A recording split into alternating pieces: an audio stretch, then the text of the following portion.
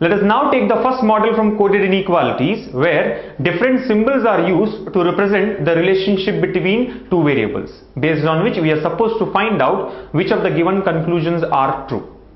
First of all, let us understand the given question here. It says a@b means a is greater than b. So wherever we find the @ symbol, we should replace that with the greater than symbol.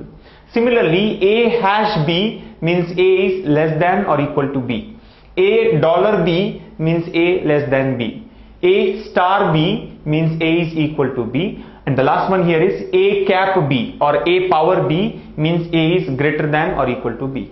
So this information is given to us where each symbol has been represented with an inequality.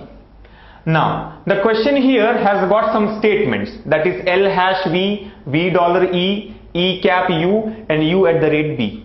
And it has got three conclusions, B$e, L$e and B*L.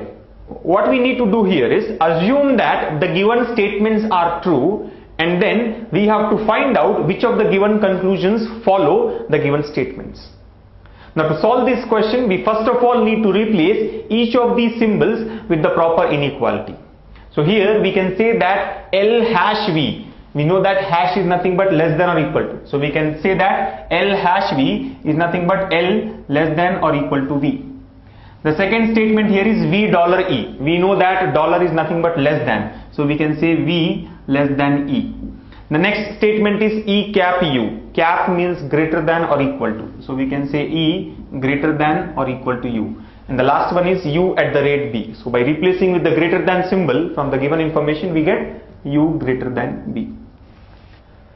Now once we have replaced each of the symbols with the proper inequality, let us now find out the combined statement. That is, let us try to join all these four parts into one inequation. That is, if you observe, we know that L is less than or equal to v, and the next part here is v less than e. So if we try to merge these two statements, v gets removed and we get L less than or equal to v, v less than e. Similarly, let us now join these two statements. So we get v less than e and e is greater than or equal to u. So by combining that, we can simply replace here as e greater than or equal to u. And the last part is u greater than b. So we can say u is greater than b. So this is the combined statement which we have got from the given question. And now we need to decide which of these conclusions are true. Again, we need to first replace these symbols with the proper inequality. So we know that in the first one we have B$e, which means b less than e. The second one again is L$e, so L less than e. And the third one is B*L. And from the given information we know that star is nothing but equal to. So we can say b is equal to L.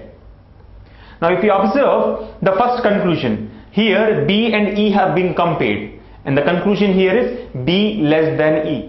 So let us try to find out the relationship between b and e from the statement given in the question. Now if you look at the statement here, we know that b is less than u. Remember, u is greater than b. So when we come from the reverse side, we can say b is less than u and u is less than or equal to e. So if we try to observe b less than u, u less than or equal to e. So the relationship between b and e here will be b less than e. Since there are two similar inequalities, we need to consider the common part between them as a relationship here. So if you observe, less than is the common part in these two cases. So we can say b is less than e, and that itself is the given conclusion. So we can say that conclusion number 1 is true. The second conclusion here is L less than e. The given statement is L less than or equal to v, v less than e. Now again, based on the second rule, we know that whenever we have similar inequalities, we can consider the common part between them as a relationship. So we can say that the relationship between L and E should be L less than E, as the less than inequality is present in both the inequalities here. So the relationship between L and E should be L less than E, and that itself is given in the conclusion. So conclusion number 2 is also true. The third and the last conclusion is B equals to L. If we try to compare B and L here, we come to a conclusion that B and L cannot be compared as we have dissimilar inequalities between them. So B and L cannot be compared. That means B can be less than L, B can be greater than L, or B can be equal to L. All the three cases are possible. Whereas the given conclusion says B is equal to L, which cannot be true.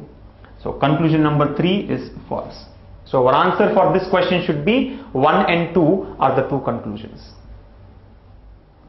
Let us now take the second example based on model 1. We have already learned all the different symbols with their meanings. Only the statements and conclusions have been changed. Now the statements given here are $T, T star R at the rate H hash G. And there are 3 given conclusions. We need to find out which of these conclusions are true. So as already discussed, first we need to replace each of these symbols with the correct meaning from the given information. And we need to form a consolidated statement from all these 4 parts given to us. Let us try to find out the correct statement with the help of the given information. We know that $T, dollar means less than. So we can say M less than T. The next part here is T star R, and star means equal to. So we can say T is equal to R. Now friends, instead of writing T equals to R separately and then combining the two statements, let us directly try to merge them. I know that T is equal to R, so we can simply write T equals to R. The third part here is R at the rate H, and from the information given there we know at the rate is greater than. So we can say R greater than H. And the last statement here is H hash G. Hash means less than or equal to. So we can say H is less than or equal to G. So one point which you have observed here is we are not writing the statements separately and then trying to merge them. Instead, we can directly merge all the variables with the help of the given information. So don't waste your time in writing each of the statements and then merging them. Let us now try to replace the symbols in all these conclusions. The first one here is $H. Dollar is nothing but less than. So we can say M less than H. The second one is R at the rate G. At the rate is greater than. So we can say R greater than G. And the third one is M hash R. Hash means less than or equal to. So we can say M less than or equal to R. We now need to find out which of the given conclusions are true. The first one here is between M and H. M less than H. If we try to look at the statement here and compare M and H, our conclusion should be M and H cannot be compared, because here we have dissimilar inequalities between them. That is rule number 3. Whenever we have dissimilar inequalities between two variables, those two variables cannot be compared. And cannot be compared here means M can be greater than H, can be less than H, or it can be equal to H. But the statement says it is less than H, which may not be true always. So conclusion number 1 is false. The conclusion number 2 is R greater than G. If we try to compare R and G, we find that there are dissimilar inequalities between R and G. That is, one is greater than, the other is less than or equal to. Again, by applying rule number 3, we can say that R and G cannot be compared. But because R can be less than G, can be greater than G, or can be equal to G. But the given conclusion says R is greater than G, which may not be true always. So even conclusion number 2 is false. And the last one here is M less than or equal to R. If we try to compare M with R here, we know that M is less than T and T is equal to R. Now equality means these two variables, that is T and R, can be interchanged. So what we can say here is M is less than R, which is nothing but T. So the only point which we can make out here is M is less than R, but the given conclusion says M is less than or equal to R. So even conclusion number 3 is false. So our answer here should be all the 3 conclusions are false, none of them is true. Remember friends, in the last case you are seeing that we have a less than symbol and an equal to symbol.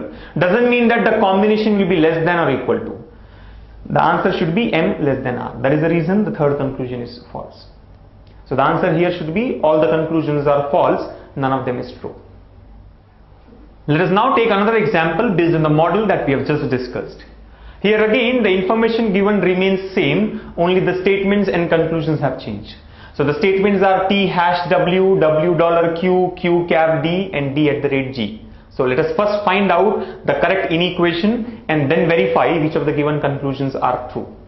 So we know that hash is nothing but less than or equal to. So we can say T less than or equal to W, W dollar Q. Dollar means less than. So we can say W less than Q.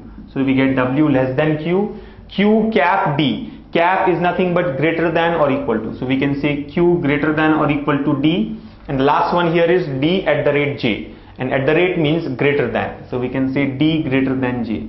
So this is the consolidated statement that we have made out of the given statements. Now the three conclusions are J dollar T. Dollar is nothing but less than. So we can say J less than T. The second one here is T hash J. Hash is nothing but less than or equal to. So we can say T less than or equal to J. And the last one here is T dollar Q. So dollar here is nothing but less than. So again we can say T less than Q. So these are the three conclusions, and now we need to check how many of them are correct. Now, keeping in mind those three rules, let us just quickly find out which of the given conclusions are true. The first one here is J less than T. So let us try to compare J and T from the statement that we have obtained. If you try to compare J and T, the different inequalities we have in between them are less than equal to, less than, greater than equal to, and greater than. That means very clearly we have got dissimilar inequalities between T and J. And from rule number 3, we know that whenever we find dissimilar inequalities, the two variables cannot be compared. And cannot be compared here again means T can be less than J, can be more than J, or can be equal to J. So the conclusion number 1 here is false, as it only says J is less than T, but J can be greater than T, or it can also be equal to T. So conclusion 1 is false. Moving to conclusion number 2, we know that T is less than or equal to J. Let us now compare T and J. Again, the same rule is applicable. We have dissimilar inequalities between them, and hence T and J cannot be compared. So we simply cannot say that T is less than or equal to J. Why? Because it can also be greater than J. So even conclusion number 2 is false. And the last conclusion here is T dollar Q. That is nothing but T less than Q. And by comparing T and Q, we find that the different inequalities between them are less than, equal to, and less than. From rule number 2, we know that whenever we have similar inequalities, we need to consider the minimum common part. So the common part here, which is there in each one of them, is less than.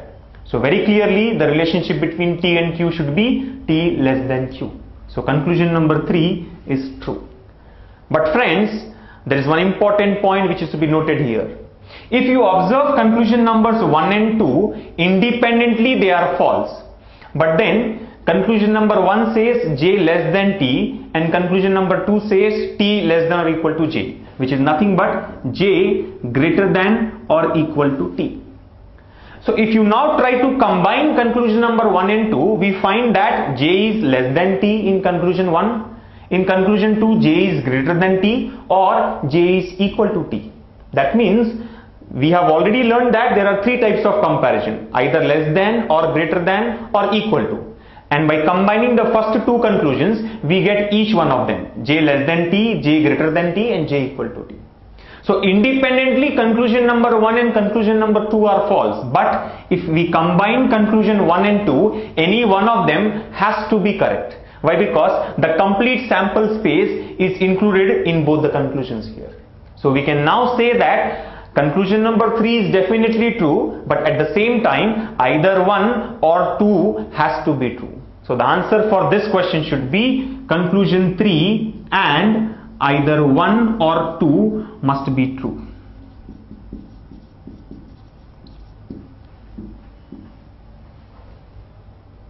So friends, one important point which we have learned here is whenever we have different conclusions, if a combination of any two of them covers the complete sample space, that is less than, greater than, and equal to, we have to consider them as either 1 or 2 has to be true. So here either 1 or 2 is true and 3 is definitely true. So that is our answer, 3 and either 1 or 2 must be true.